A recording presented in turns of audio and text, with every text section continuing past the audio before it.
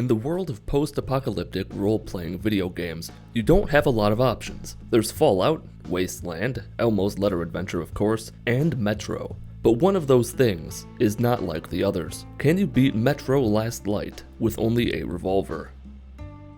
Metro Last Light picks up one sequel development period after Metro 2033. Artyom got his 25 kill streak, launched nukes at the enemy team, got betrayed by Shepard again. It was a great time to be anyone but me. The general plot of this movie is to track down the last Dark One, who survived the atomic blast that might have just been regular missiles. I don't actually remember. As expected, I chose to play on baby Spartan mode instead of a mode that would require me to have any gaming prowess at all, and the game begins by failing the challenge. You're in a tunnel with an assault rifle and no revolver. But it's okay, that didn't actually happen. It was all a dream. After waking up, I spelled out Bazinga in Morse code with the light, got my equipment from proctologist Tegan, fitted myself with two variations of the same revolver, one silenced with a red dot and another with a long barrel for better range, and followed Khan to the meeting with Colonel Miller. Khan did what Khan does, piss everyone off and make me go it alone. Except this time, I'm not alone. The stereotype sniper who doesn't like you despite the fact that you almost single-handedly wiped out the Dark Ones is along to make an already miserable existence even worse. On the surface, she instructed me to head to where the Dark One supposedly was. I failed at capturing the little boy. Maybe I would have succeeded if I stuck a bullet in his kneecap. Instead, he played a movie in my head and caused me to get captured by the Germans. Pavel, a different Pavel from the one in Metro 2033, helped me get not executed, gave me a knife, and we dove headfirst into sewage. This clever section gets you accustomed to not being detected by immediately gassing you to death if you're detected. I didn't get detected, I was just too stupid to figure out what I was supposed to do the first time around. That's a common theme in my life. After a brief stint as an air duct rat, I continued my journey towards freedom by choosing not to set the prisoners free. I got a revolver though. I considered a single gun with a few bullets to be worth more than the dozens of lives I left behind to end in agony. We got caught in the swastika party, ran like hell, and made yet another escape. This one with the help of a go-kart that lasted for all of about 12 seconds. Then Pavel got captured again, forcing me to one-man army my way through this German base. Here's the thing about this game. Stealth and general combat are supposedly easier than they were in 2033, but that's only true sometimes. Actually, it's not. I found this game to be much harder than the prequel. In the beginning, ammo is still scarce, but because the revolver is a low-tier weapon, you can still find ammo for it fairly frequently. I contradicted myself, don't worry about it. And the early stealth sections are more forgiving than they are later. I eventually made it to an electrical mineshaft, crawled through it, conveniently passing by Pavel's cell, where I arrived just in time to see him get taken to the gulag. This little room here gave me some trouble, primarily because the revolver sucks compared to every other weapon in the game. Also because I didn't have a ton of ammo to spare. However, unlike a game like Far Cry 3, you don't take damage when you're executing someone's consciousness by knocking them out. Assassinations can be useful if you're in a jam. A lot of this game, mostly unlike the last game, can be avoided by a skilled player. In fact, there are even no-kill runs for Last Light. After letting Pavel dangle for a little longer than I should have, we made yet another escape and continued our quest for Polis. If this game didn't feel like enough of a retread as it is, the goal being to get to Polis again certainly makes it worse. We stumbled across a minecraft filled to the brim with hordes of photophobic spiders. They suck, which is a weird thing for a spider to do outside of Valentine's Day,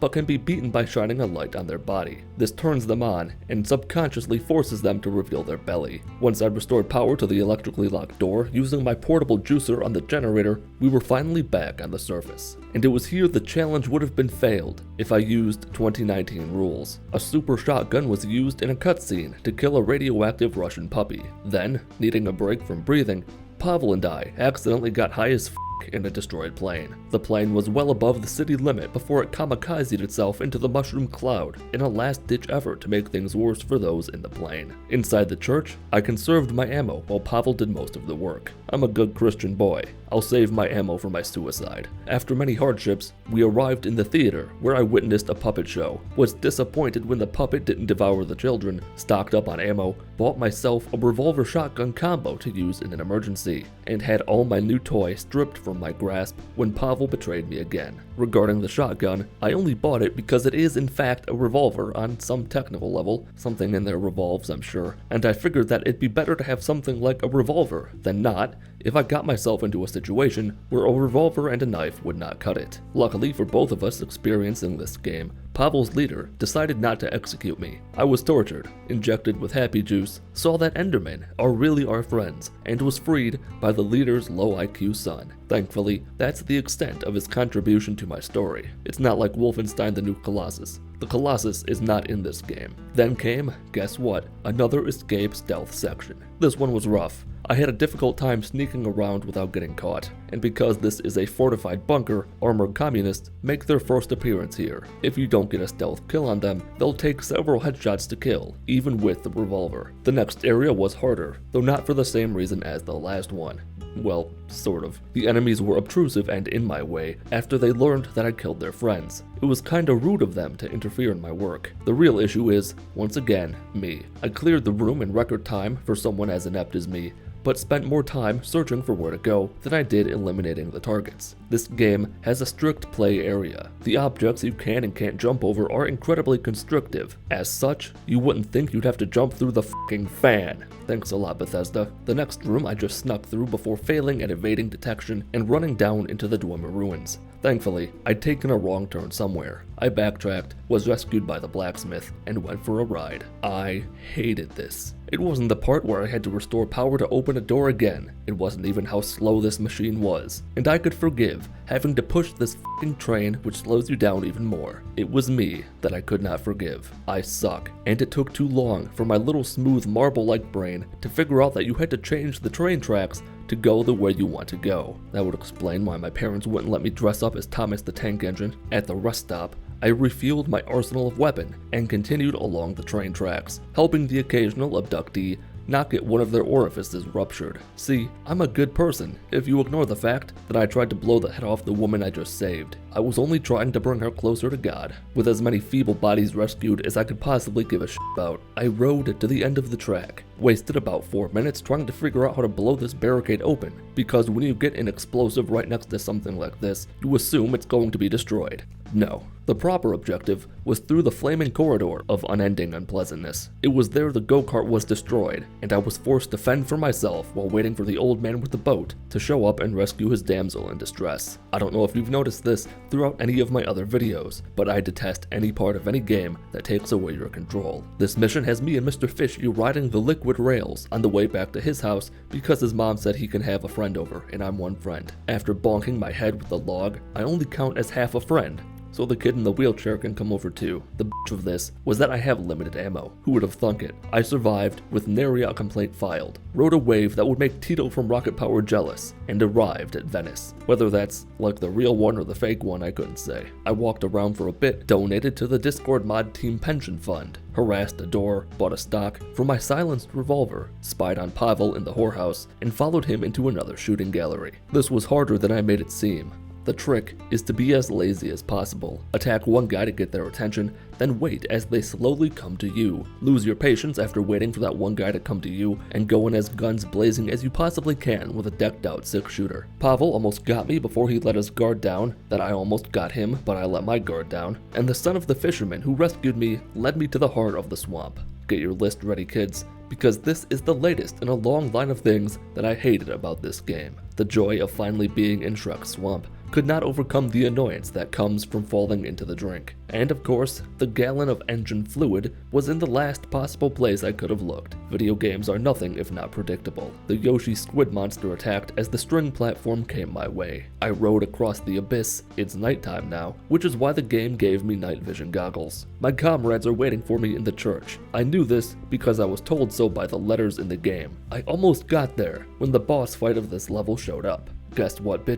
This here is a boss fight, and I knew, thanks to my knowledge of how numbers work, that I had almost no ammo left. A single filled chamber was all that remained of my bullet supply. For an eternity of video game time, I ran around and hoped that the friendly soldiers across the pond would be able to slay the blooper, that if I waited long enough, I could end this nightmare by doing nothing. It's the same strategy I'm applying to my chipped tooth. If I wait long enough, the problem might solve itself, and that's a risk I'm willing to take. To make a long story short, I had to use the shotgun revolver to finish it off. If I was a real gamer like Senza or Dante Ravioli or anyone with a normal voice, I could have went back a couple missions to when I was in Venice, stocked up on ammo, and saved all the bullets for this boss fight by only using my knife or running past all the bad guys and hoping I lived. Didn't do that. I failed the challenge right proper this time. The real deal comrade saved me. I resupplied in the church because a traveling merchant just so happened to show up, and some dipshit 14-year-old got pissed off when we wouldn't say the slur he used in his donation, so he decided to have us raided. I was reunited only to be back on my own again. The only way out was through the twisted catacombs that lie beneath the church.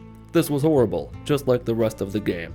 Nosalises are harder to sneak by than soldiers, and are bigger c***s than soldiers when you're detected. They swarm you like beavers after they catch your scent on their tail. The first 1 or 2 sections weren't that bad. They sucked, but I got by. It wasn't until the next mission where I considered turning my brain into confetti. It was at this point where I stopped having fun, and this game became a chore. Here's the thing. I've actually got a lot of ammo, but I've got to get to this elevator and lower the bitch, and the number of monsters lurking down there is astronomical to me. After a couple attempts, I got so mad that I had to step away from the game for a solid 5 hours. After regaining my composure, the most amazing thing happened ever happened. I got through this section on my first new attempt. Seems to always be the way this sort of thing works. It's like the opposite of checkpoint confidence. Then, my day was made infinitely worse, because it's time for another boss fight. And how many bullets do I have? Take a guess. 2. That's it. I'll preemptively spoil the surprise, and tell you that this encounter can be circumnavigated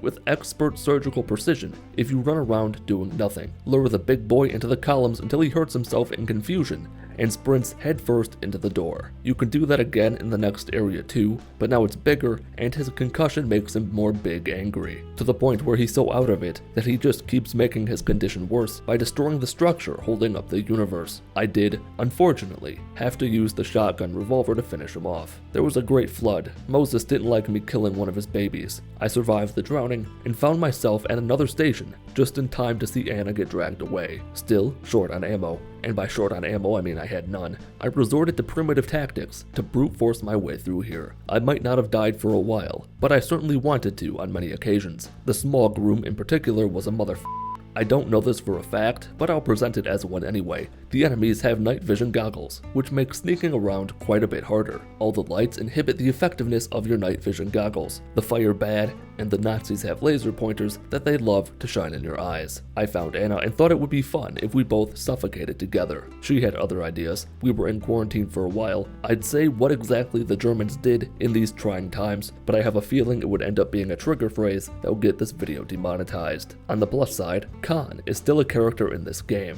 I stocked up on ammo, and we begin our journey to the heart of the island, the River of Fate, a magical place where all your wildest dreams can come true if you believe hard enough or get hit in your head hard enough. We got sucked through the river, swam down through the sky, and emerged out onto the tower where I nuked the Nether. Then I almost caught the baby Enderman, skydived through a burning train. Khan took the wheel. I struggled to hit anything, jumped onto the train, fought my way to the Enderman, released him from his cage. He took my hand. We played peekaboo inside my head. My game glitched a little as I carried him, and together we began our journey towards salvation. Despite everything I've about, this is where the challenge actually begins. This stretch of a few missions might be the worst part of the game. It was interesting at first. I thought that maybe because I've got the little idiot with me, the monsters won't attack. No, if anything, they're more pissed now. It didn't take long for me to realize that fighting was not much of an option for me, given how few bullets I have left. Bridge was even worse. Far more Nosalises that are a right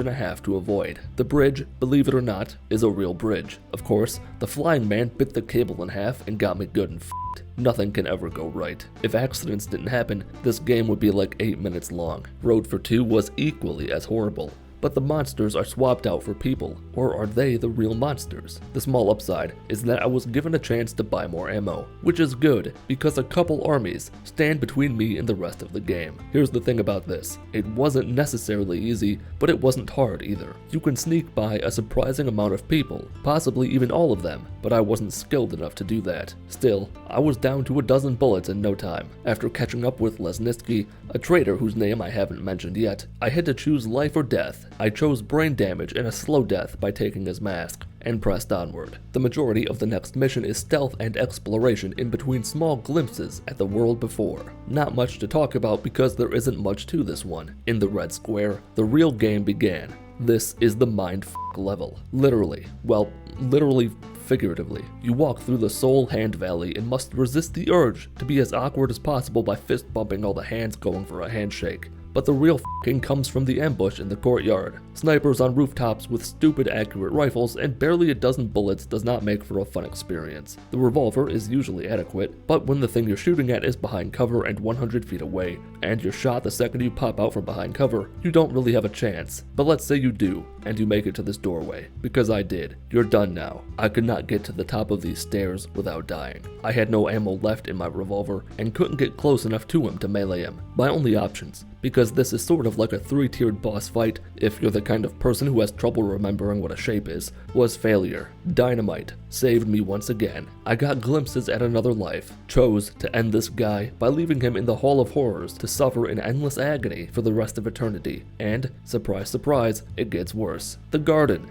is where the real game begins. Let's go through the problems. 1. No ammo. 2. At least a banker's dozen no solaces in your way, with most attacking in groups of 2 or 3, so you're f***ed if you try to kill one because you'll get swarmed. But that's okay. You can sprint to the finish line where the boss fight awaits. I had no revolver ammo, and I knew that even if I went back a few missions to the last time I had a chance to buy it, I'd still have almost none by the time I got here. And because of how many shots it took with this shotgun, I was confident that I wouldn't be able to kill the big dog with just a revolver. Then I almost had a heart attack when I ran out of air filters right as I finished the mission. My vision went all wobbly as I entered the church where I found Miller and Khan. There was a glorified cutscene. We entered a real station, interrupted a peace treaty. If the Greybeards didn't want to invite me, nobody gets peace. Did the hallucination thing, just like the end of Metro 2033, and prepared for the end. The end is defending the station against Nazis. This could have been worse. I did my fair share of nothing in the beginning because I had no ammo. Tripped and scraped my knee, got dragged back, found a couple hundred bullets for my revolver, and started playing the video game. All was well until the Thomas showed up. You've got to destroy it by taking out both wheels and the turret. Here's the issue with that, it's a f***ing revolver against a tank. I attempted this several times, but the closest I got to succeeding was when I managed to eliminate one wheel. Out of options, I played this like a normal person would by using a sniper rifle, swapped back out to the revolver as soon as I could, held off against the German forces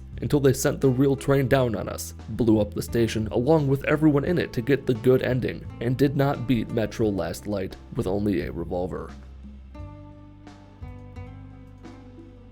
If you enjoyed the video or learned anything, leave a like. Leave a dislike if you didn't enjoy the video or didn't learn anything. Thanks to the Champion tier supporters as well as other channel members for making videos like this one possible. Join the Mitten Squad Discord server through a link in the video description. Follow me on Twitter at Mitten Squad. My name is Paul of Mitten Squad. Have a wonderful day.